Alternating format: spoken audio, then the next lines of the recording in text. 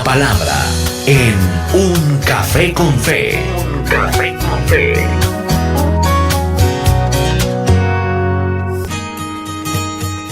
Como siempre, la palabra de nuestro Dios a esta hora, en el Café con Fe.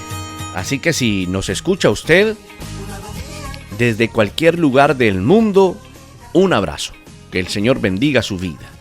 A los amigos y hermanos que nos escuchan en las diferentes comunidades en este hermoso país, queremos saludar, las personas que se reportan en el día a día, a los amigos que nos escuchan en Murcia, a los amigos que nos escuchan en Ceuta, aquí en España, reportan sintonía desde Toledo, reportan sintonía desde Valladolid. Un abrazo a los amigos de Valladolid que siempre están allí, a los amigos de Sevilla, las personas que están escribiendo desde Madrid, las personas que están fuera, países centroamericanos, Guatemala, un abrazo, el sur de los Estados Unidos, Miami, donde nos escuchan, los amigos de Argentina, en Buenos Aires y en Mendoza, donde nos están escuchando, en Bogotá, Colombia, en naciones como Perú, en México, en El Salvador también, y naciones europeas, los hermanos que reportan sintonía desde Portugal, desde París, desde Verona, Italia también nos están escuchando. Un abrazo para todos ellos y que el Señor bendiga la jornada el día de hoy, donde quiera que estén, y la actividad que realicen el día de hoy sea una actividad bendecida por el Señor.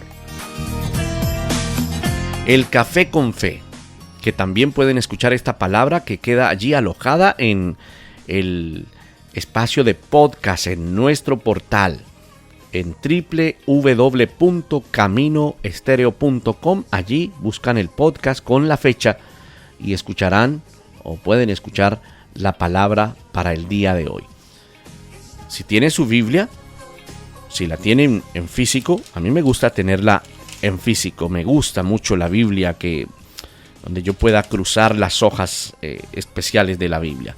Pero si la tiene en su dispositivo, enciéndala y busque la segunda carta del apóstol Pedro, capítulo 3, verso 17 y verso 18. Dice esta palabra, comentaba ya Pedro terminando su carta, el versículo 17, diciendo: así que vosotros, oh amados, le está hablando a la iglesia, oh amados, sabiéndolo de antemano, guardaos, no sea que arrastrados por el error de los inicuos, caigáis de vuestra firmeza. Y el verso 18, el verso final de su carta dice: antes bien, creced en la gracia y el conocimiento de nuestro Señor Jesucristo. A Él sea gloria, ahora y hasta el día de la eternidad. Amén. Voy a volver a repetir estos dos versos bíblicos en los cuales nos basamos el día de hoy. Nos basamos en segunda de Pedro, en el capítulo 3, versos 17 y 18. Pedro le dice: así que vosotros, le dice a la iglesia, oh amados, sabiéndolo de antemano, guardaos, no sea que arrastrados por el error de los inicuos, caigáis de vuestra firmeza. Antes bien, creced en la gracia y el conocimiento de nuestro Señor y Salvador Jesucristo. A Él sea gloria ahora y hasta el día de la eternidad. Amén.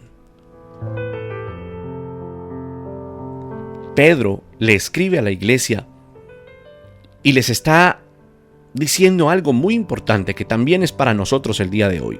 Guardémonos de ser arrastrados por los errores de los inicuos. Cuando menciona la palabra inicuos, está haciendo referencia a aquellos que no conocen de la palabra de Dios, que están alejados de la palabra de Dios. Y no solamente aquellos que no profesan el cristianismo. Escucha esto, personas que tal vez simpatizan con la palabra, personas que tal vez han venido a una iglesia, pero no conocen de la palabra. Vienen, escuchan, pero no conocen. Entonces, el apóstol nos aconseja, nos exhorta a no ser arrastrados por los errores para que no caigamos de nuestra firmeza. Y nos anima a crecer en la gracia del Señor. Y es la importancia del cristiano actual. El poder caminar, estimado amigo, y crecer en la gracia de nuestro Señor. Frente a este panorama, nosotros vemos la importancia de la gracia del Señor en nuestra vida. Debemos ser suplidos de esa gracia de Dios, de ese regalo de Dios. La gracia que se da en Cristo Jesús para que crezcamos rumbo a la madurez. Ese tiene que ser nuestro deseo, madurar espiritualmente. Entonces es necesario buscar esa gracia y conocerla, estudiar sobre ella, avanzar en esta realidad espiritual, percibir la necesidad que tenemos de su gracia, sostenernos de su gracia, tanto en nuestra vida cristiana individual como a nuestra vida de cristianos en la iglesia. No hay necesidad más importante y más suprema que la gracia del Señor en nosotros. Es decir, ese regalo de la salvación y tener la seguridad de que en Él caminamos en su gracia. Escucha esto, no por nuestros talentos, no por lo que nosotros hayamos hecho, sino por el regalo del Señor que nos mantiene en esa gracia hermosísima, que no merecemos, pero que sin embargo el Señor la ha puesto en nosotros. Así que esa es una necesidad suprema. En vez de ser arrastrados junto con aquellas personas que se burlan de Dios, que se burlan del propósito de su palabra, en vez de ser influenciados por aquellos que, abandonando al Señor, se entregaron al mundo o dejaron de seguir al Señor, es importante que crezcamos en esa gracia, en el conocimiento del Señor Jesucristo, como dice esta palabra, para que por medio del Señor Jesús nosotros podamos estar buscando en el trono de su gracia todos los días. Que la gracia de Dios abunde, dice el apóstol Pedro, que abunde en nosotros, que seamos buenos administradores. La primera carta de Pedro 4:10 dice eso, que nosotros seamos buenos administradores de la multiforme gracia de Dios. Es decir, que el Señor nos dio muchas cosas para administrar. Y lo primero que debemos entender es que no proviene de nosotros, sino que el Señor nos lo entregó. Y esto debemos hacerlo con devoción personal, con toda la pasión del caso, con la fuerza que el Señor nos da, sea en la vida familiar, sea en tu trabajo, sea en las relaciones comunes de tu vida, en la vida de iglesia, en la vida de ministerio, con tus amistades. Para todo esto necesitamos que la gracia del Señor influya en nosotros y a través de nosotros. Por ejemplo, la gracia produce en nosotros un gozo especial, que a veces ni siquiera entendemos, porque hay un mundo donde la gente de este mundo camina de manera desesperada queriendo obtener muchas cosas, queriendo obtener bienes materiales, pero el Señor nos sostiene con su gracia, ya no para pensar en aquello en lo que piensa el mundo, sino para pensar en lo que piensa Dios para nosotros. Día a día en nuestro vivir cristiano necesitamos siempre tener en nuestra memoria ese privilegio que tenemos de haber recibido de la gracia. Somos bienaventurados cuando lo entendemos. Cuando entendemos que el Señor nos da de su gracia. Nosotros fuimos introducidos en el reino de Cristo, llamado el reino de la gracia. Y en este caminar hay plenitud de gozo. Y ese gozo es como el oxígeno del reino espiritual. O sea, nos gozamos en él.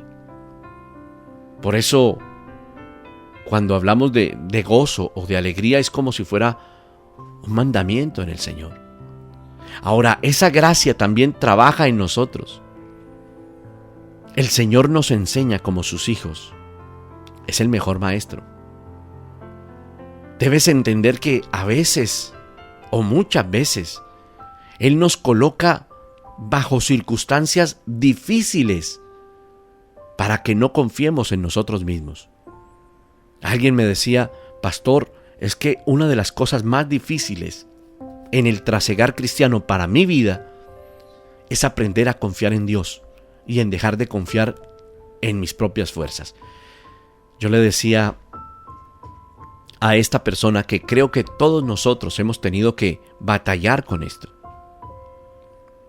Porque ya no vivimos nosotros, sino que el Señor vive en nosotros. Es decir, ya no dependemos de nuestra propia fuerza, nuestra inteligencia, nuestra astucia, como se llame.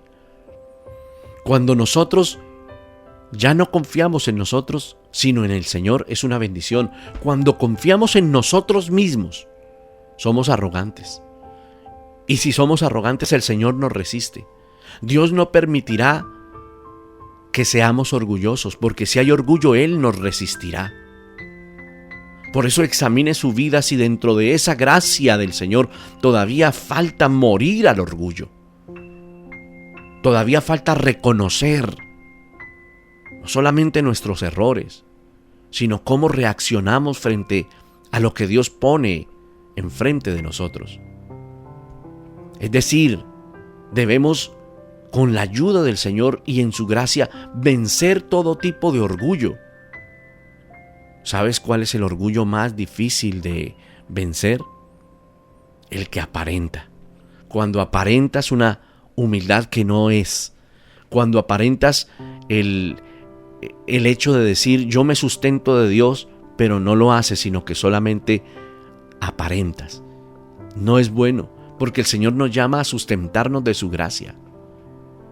Cuando eso pasa, el Señor mismo hará que nuestras habilidades y nuestras propias capacidades se agoten, para que nosotros podamos depender totalmente del Señor y estar apoyados solamente en el Señor.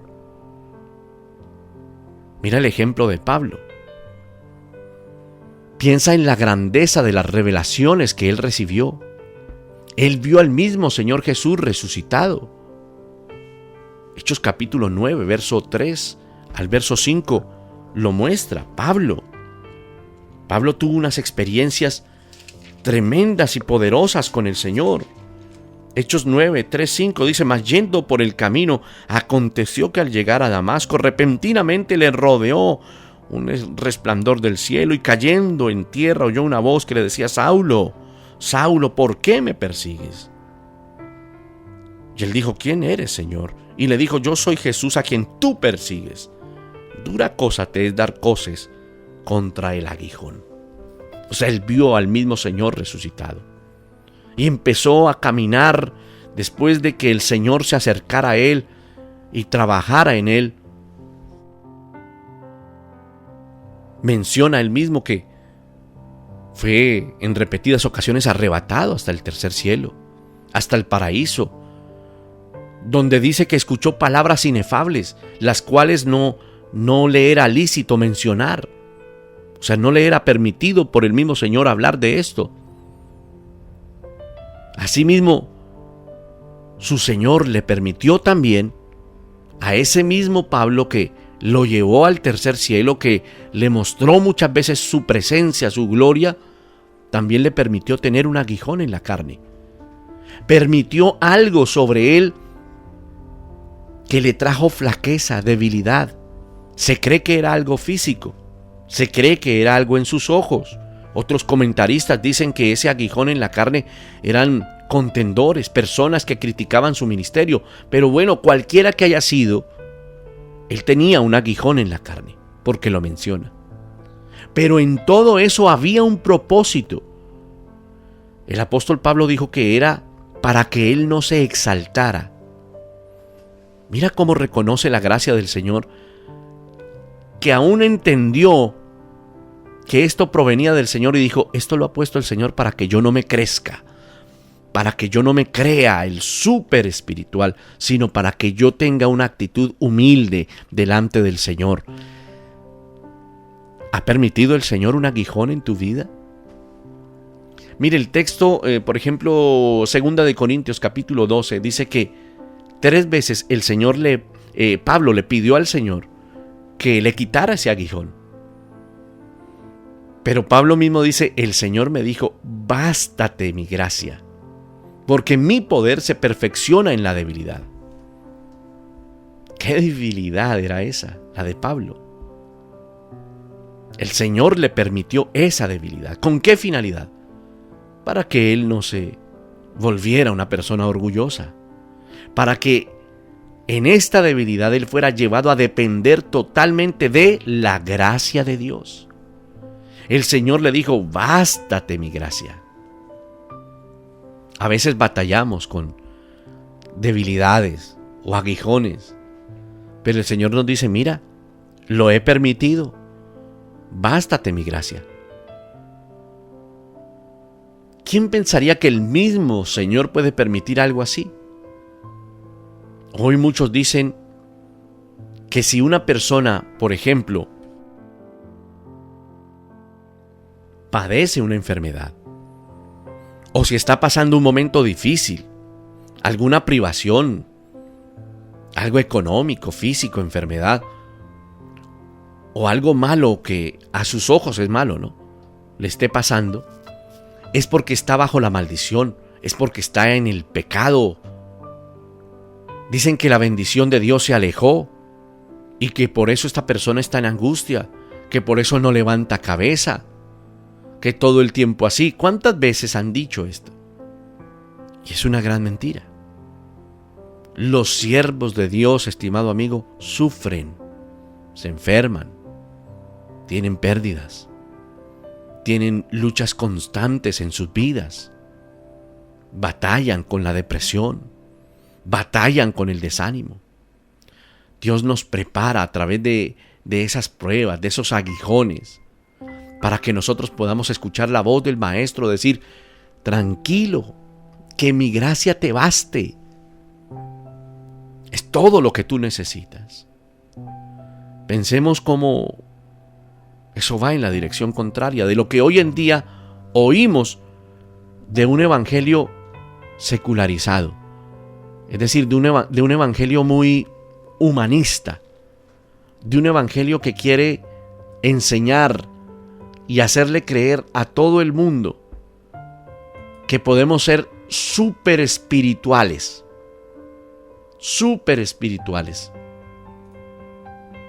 Y que si estamos en bendiciones porque estamos en conexión total con Dios. Y que si quizás carecemos de algo, de un bien material, o hay una enfermedad, entonces Dios no está con nosotros. Debemos confiar solamente en su gracia. Por ejemplo, el pecado en la humanidad nos afectó profundamente. Y el pecado es un enemigo con el cual nosotros vamos a tener que pelear hasta que el Señor venga o hasta que el Señor nos llame a su presencia. Es una batalla real, día tras día. Nosotros buscamos fuerzas en nosotros mismos, en nuestros recursos. Día tras día intentamos resolver las situaciones de manera que dejamos de Dios al lado. Pero la enseñanza bíblica es contraria a este hecho. La Biblia enseña a no pensar como si las cosas partieran de nosotros. El mismo apóstol Pablo nos cuestiona en 1 Corintios capítulo 4, verso 7, cuando nos pregunta qué tenemos que no hayamos recibido. Y si lo recibimos, ¿por qué nos gloriamos como si no lo hubiéramos recibido? Tristemente, esa es la situación a causa del pecado. Por eso la necesidad de apoyarnos solamente en Dios. No somos capaces por nosotros mismos, ni siquiera de pensar alguna cosa excelente, porque todo lo bueno que está en nosotros no proviene de nosotros, sino de la suficiencia de Dios. Es lo que dice La segunda carta a los Corintios, capítulo 3, verso 5. Eso proviene de Dios, no de parte nuestra. Por eso alentamos a cada persona que escucha este podcast o este programa a poner toda su confianza en el Señor, en la fuente de esa bendición que se llama gracia. La gracia es donde encontramos toda la provisión que necesitamos. Entiende, nunca debes confiar en ti mismo o presumir que puedes hacer alguna cosa o alcanzar algo por tu fuerza. No, es en el Señor. Todo proviene de Dios. Todo lo que hacemos proviene de Él. Muchos buscan salvarse por las obras o por una obediencia a las ordenanzas, pero ese es un medio falso de salvación. O sea, convirtieron al cristianismo en un listado de méritos. La obediencia es el fruto de la gracia. Es el fruto de la salvación y no es una condición para ser salvo. Además, nosotros, los que hemos sido salvos, somos hombres y mujeres que debemos tener la capacidad de pasar por cualquier circunstancia. Pues nosotros nada podemos hacer por nosotros mismos, dice la Biblia. Filipenses 4:13 dice que todo lo podemos en Él porque nos fortalece, hablando en la obra del Señor. No hay ningún tipo de situación que no seamos capaces de enfrentar en Dios.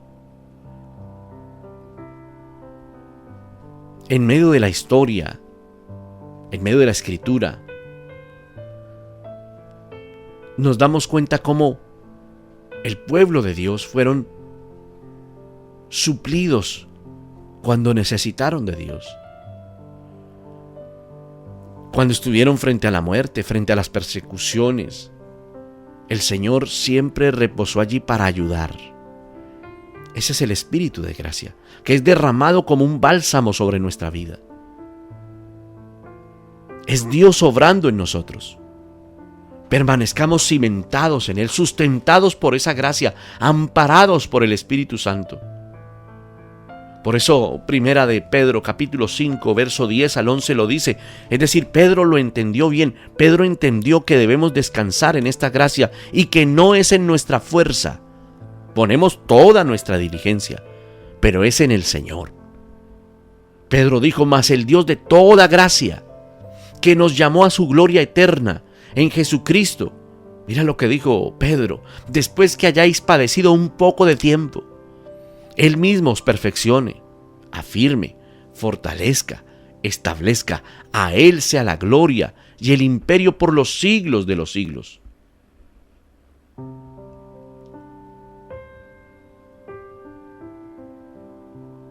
Necesitamos practicar de su gracia.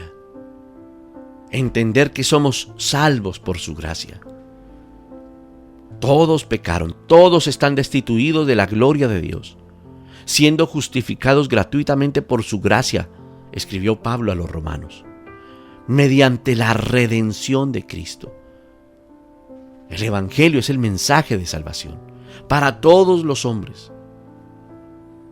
¿Cuántas personas que habitan contigo, que tienes a tu alrededor, están ajenos a su destino eterno y viven bajo la ira de Dios?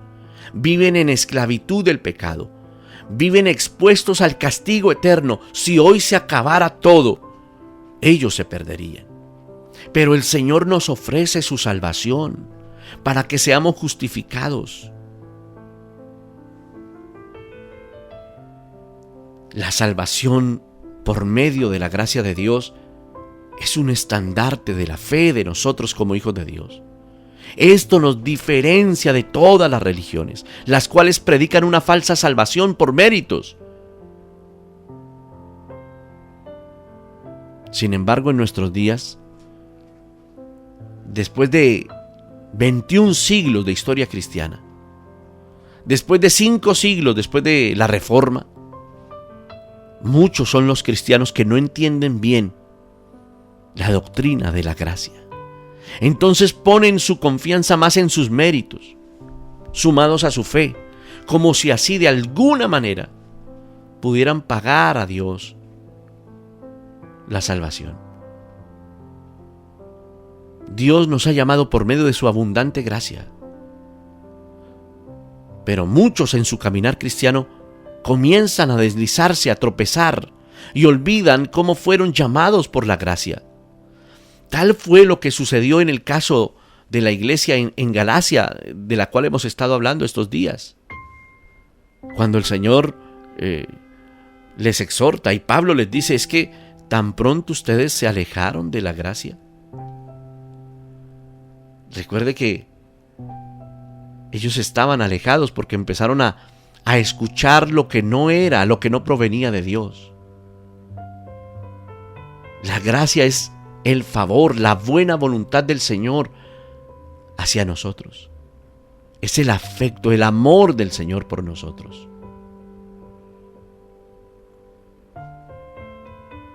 Las iglesias en Galacia se estaban desviando. Eso lo vimos estos días. El Señor salva solo por la gracia, no por nuestras obras. Fue por gracia de Dios que Adán y Eva no perecieron al pecar contra Dios. O sea, ya se vivía la gracia allí, sino que junto con el castigo recibieron la promesa de salvación. O sea, ya estaba trabajando la gracia allí. Porque algunos dicen, no, el Antiguo Testamento era la ley, pero mira, el Señor no los consumió. ¿Por qué? Porque la gracia ya estaba trabajando. Otro ejemplo de la gracia, es decir, ese regalo inmerecido. Noé, que fue escogido con su familia para preservar la humanidad, fue la gracia. Fue solo por gracia que, en otro caso, Abraham un día recibe al Señor, recibe a los ángeles del Señor, recibe la promesa de que iba a tener un hijo, Isaac, que después nació, y que iba a ser el heredero de donde vendría el Señor Jesucristo, el Salvador. La gracia ya estaba allí, obrando en el Antiguo Testamento y en el Nuevo Testamento. Uno de los ejemplos más preciosos es el de Pablo, que antes se llamaba Saulo y era perseguidor de la iglesia. Era un prominente maestro, conocimiento tenía Pablo, pero no era así, tenía que ser por la gracia. Por la gracia. No dejes de pensar en la gracia de parte de Dios. La gracia de Dios es ese favor inmerecido para nosotros. Nosotros vivimos en una humanidad caída. Por eso el Señor envió a su Hijo como sacrificio perfecto, único, suficiente para salvarnos. Aún los que hayan cometido los pecados más escandalosos, cuando el Señor nos salva, es gracia, porque el Señor, que conoce todas las cosas, conoce tus pecados pasados, conoce tus pecados presentes y conoce aún los que tú no conoces. ¿A qué me refiero? Que cómo será la gracia tan especial que el Señor, conociendo tus pecados futuros que ni siquiera tú los conoces, te entrega la gracia. Entonces no depende de nosotros, pero debemos clamar todos los días por su misericordia. Por eso Pablo dice tantas veces que nuestra salvación no es por nuestro mérito propio, sino sobre la base de la obra de Dios en Jesucristo, su Hijo, y nos anima a buscar al Señor, a no confiarnos en nosotros mismos, sino a confiar en la obra de Dios. El Señor ha comenzado esa obra en nosotros. Que esa obra en nosotros se desarrolle especialmente. Se desarrolle en nosotros. Crezca en nosotros. La gloria de Dios esté sobre nosotros, la presencia, la gracia de Dios. Definámoslo como su amor en movimiento. Eso es la gracia del Señor. Es el favor inmerecido. Entonces entiende que no es aún por lo que predican, porque muchos predican de esa gracia como si fuéramos a ser salvos por obras. No, es por su gracia. Descansemos en esa gracia, pero seamos responsables en ese crecimiento. ¿A qué me refiero? A que entendiendo que es a través de su gracia, esa gracia no la utilizo para pecar, porque no es para eso. Por el contrario, me comprometo más en la gracia del Señor, me comprometo más a buscarle. Nace de mí un compromiso más fuerte. O sea, podemos decir que la gracia aumenta nuestra responsabilidad.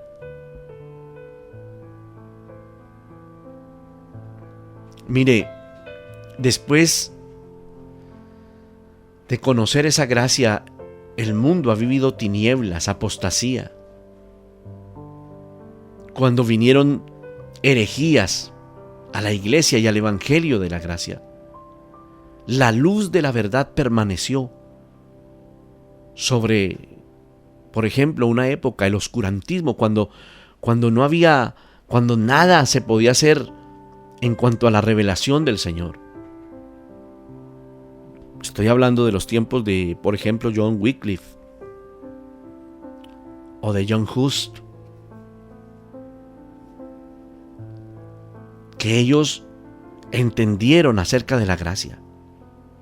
Por eso fueron condenados como herejes.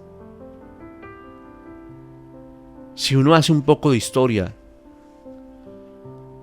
en el tiempo de la Reforma, el tiempo en el que Lutero estudia la palabra tanto y recibe esa revelación de parte del Señor, y él publica las tesis. Recuerda que eran como 95 puntos que él tenía en contra y que había estudiado, y él se va allí a la iglesia de Wittenberg, allá en Alemania, y clava eso en hojas en la puerta de esa iglesia.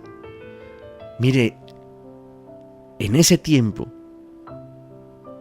empezó algo tan especial de Dios para nosotros. Utilizó a ese hombre, a Martín Lutero lo utilizó. Eso se conoce como la Reforma, ¿recuerda? Qué especial que desde allí se desprende ese conocimiento de la gracia, que se empiezan a desarrollar las 5 solas. Es decir, que es solo con la Escritura, solo en Cristo, solo por su gracia, solo por la fe, y solamente a Dios la gloria. Cuando eso ocurrió, pues retornamos a las Escrituras, al fundamento de la salvación, por la gracia del Señor, no por obras, sino solo la gracia. Es que solo gracia. Por eso ese es uno de los pilares fundamentales del cristianismo, solo la gracia. No es por tu talento, no es por lo que hagas, es solo por la gracia del Señor. Estás vivo por su misericordia y su gracia. Le conociste por su misericordia y su gracia. Pero todavía hay muchas personas que necesitan entenderlo. Pero también necesitan entender que la gracia nos compromete más, nos responsabiliza más. Por eso muchas veces esa gracia ha sido malentendida, mal representada por muchos.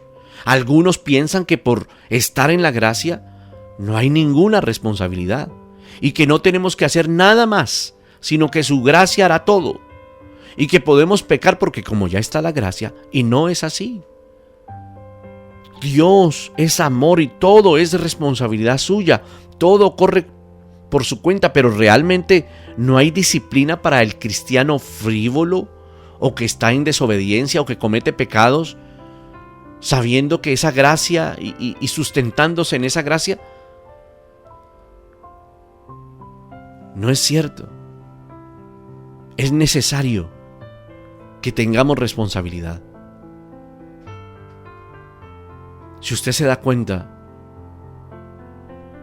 la iglesia en la actualidad se mueve en liberalidad y falsa enseñanza. Judas 4 dice: porque algunos hombres impíos convierten en libertinaje la gracia de nuestro Dios. Y ocurre muchas veces. Y no es el objetivo. No podemos convertir en libertinaje la libertad de la gracia de Dios. Hay muchos religiosos en el mundo que no quieren estar atados a nada y transformaron la gracia de Dios en libertinaje, y no es así. Las grandes almas son aquellas personas que se aproximan reverentemente a Dios, comprendiendo que en su carne no habita bien alguno. Por eso nos apoyamos en su gracia, porque no hay nada bueno en nosotros. Por eso nos apoyamos en Él. La gracia de Dios tiene que hacer aumentar nuestra responsabilidad, en lugar de liberarnos de mucha responsabilidad. Con la gracia, estimado amigo, viene una tremenda responsabilidad. El gran privilegio de caminar para servir, de tener la gracia para servir.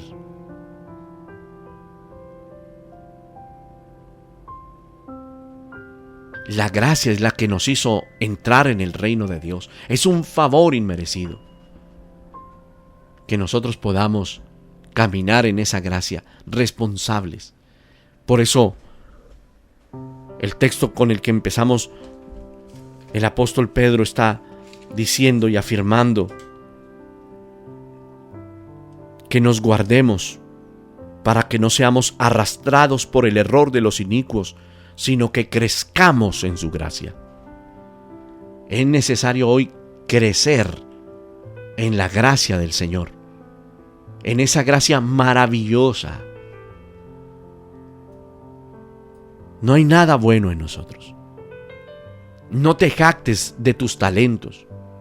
No te jactes de lo que el Señor te ha entregado en su misericordia, porque no proviene de nosotros.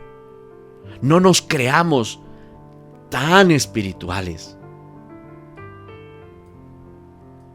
Si obtienes algo es porque la gracia del Señor lo hizo, no nosotros. Lo hizo el Señor, no nosotros. Lo ha hecho el Señor, no es por nuestro talento, no es por nuestra hermosa voz, nuestro intelecto, nuestra inteligencia, nuestras 3 carreras universitarias, no, es por su gracia. Señor, gracias por el regalo inmerecido. Ayúdanos a entenderlo y a ser responsables en esta gracia. A tener el compromiso todos los días de caminar en santidad. Que esa santidad aflore en nosotros todos los días. Ayúdanos a mantenernos en ti, para tu gloria y para tu honra. En el nombre del Padre, del Hijo y del Espíritu Santo. Amén.